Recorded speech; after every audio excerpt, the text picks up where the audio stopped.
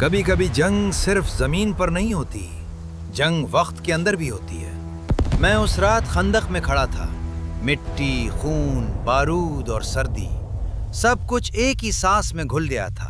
और फिर मैंने ऐसी चीज देखी जो किसी सिपाही को कभी नहीं देखनी चाहिए थी। अगर तुमने ये कहानी पूरी सुन ली तो तुम कभी वक्त को पहले जैसा नहीं समझोगे। मेरा नाम हारिस है। सना 1916 था। पहली जंग अजीम अपनी इंतहा पर थी।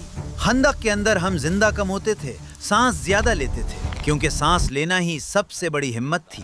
हर दिन एक नया दुश्मन, कभी गोली, कभी गैस, कभी भूख और कभी अपनी ही उम्मीद। और फिर उस रात वक्त ने अपना चेहरा बदलना शुरू कर दिया।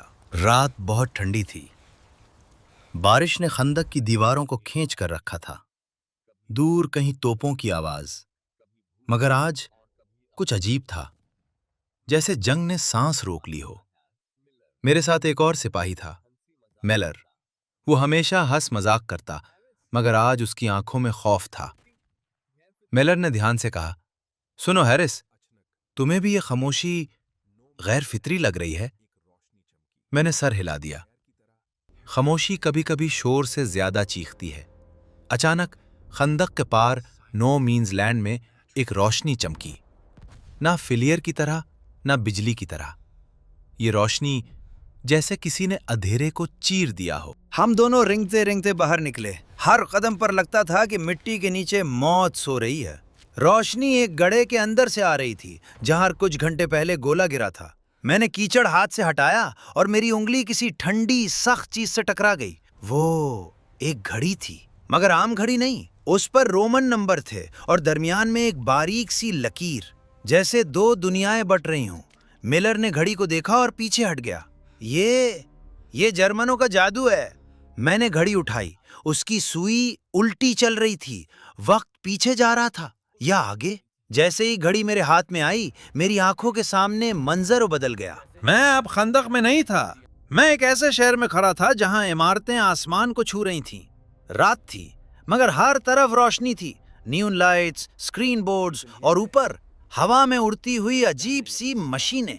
मेरे कान में एक आवाज आई, ना मिलर की ना किसी अफसर की। वो आवाज जैसे किसी दूर के वक्त से आ रही हो। अगर तुम ये सुन सकते हो तो तुम तब्दीली की इब्तिदा पर खड़े हो। मैं घबरा कर पीछे हटा। मेरे पांव के नीचे सड़क थी, हमवार, पुख्ता, और मेरे सामने एक टावर पर लिखा था बियॉन्ड टाइम। मैंने पलक झपकी और मैं वापस खंदक में था, हाँप रहा था। मिलर ने मुझे पकड़ लिया। हैरिस, तुम बेहोश हो गए थे, तुमने क्या देखा? मैंने बस इतना कहा, मैं आगे देख आया हूं। उस घड़ी ने मेरे अंदर कुछ जगा दिया, जैसे कोई मुझसे कह रहा हो, तुम सिर्फ सिपाही नहीं, तुम गवाह हो। मैंने घड़ी अपनी जैकेट के अंदर छुपा ली और वापस खंदक में आ गया। मगर अब हर धमाके के साथ मुझे उस शहर की रोशनी याद आती। रात के आखिरी पहर हम पर गैस का हमला हुआ। चीखें, मास्क, धुआं, सब कुछ। मिलर फिसल गया और उसका मास्क टूट गया। वो सांस नहीं ले पा रहा था। मैंने अपना मास्क उतारा और उसे पहना दिया। उस लम्हे मुझे लगा मैं मर जाऊंगा। मगर जैसे ही मैंने मास्क उतारा, घड़ी फिर चमक उठी और गैस मेरे इर्द गिर्द से जैसे हट गई, जैसे वक्त ने मुझे चुन लिया हो। मिलर बच गया, मैं भी बच गया। अब मुझे यकीन हो गया, ये घड़ी सिर्फ चीज नहीं, ये रास्ता है। सुबह हुई। हमारी यूनिट को आगे बढ़ने का हुक्म मिला। नो मीन्स लैंड फिर जिंदा हो गया। गोलियां, शोर, आग। मैं दौड़ रहा था और घड़ी मेरे सीने पर धड़क रही थी, जैसे दिल। अचानक मेरे सामने धमाका हुआ। मैं जमीन पर गिरा। सब कुछ धुंधला। मेरे हाथ घड़ी पर गए और इस बार मैं मुस्तकबिल में नहीं गया। इस बार मैं वक्त के दरमियान चला गया। मैंने देखा दुनिया बदल रही है। रील गाड़ियां, हवाई जहाज, सैटेलाइट्स, फलक बॉस इमारतें। मगर हर मंजर के पीछे एक ही चीज, इंसान की पहचान, खौफ और उम्मीद। फिर वो आवाज दोबारा आई, एक कहानी छोड़ दो, कोई ना कोई उसे ढूंढ लेगा। मैंने अपने चाकू से घड़ी के पिछले हिस्से पर लिखा, मैं एक सिपाही था, दुनिया बदलने से पहले। अगर तुम्हें यह मिले तो उसे एक कहानी बना देना। और फिर मैं वापस आ गया। मैं उस दिन जिंदा बच गया। मगर जंग ने मुझे कभी वापस नहीं किया।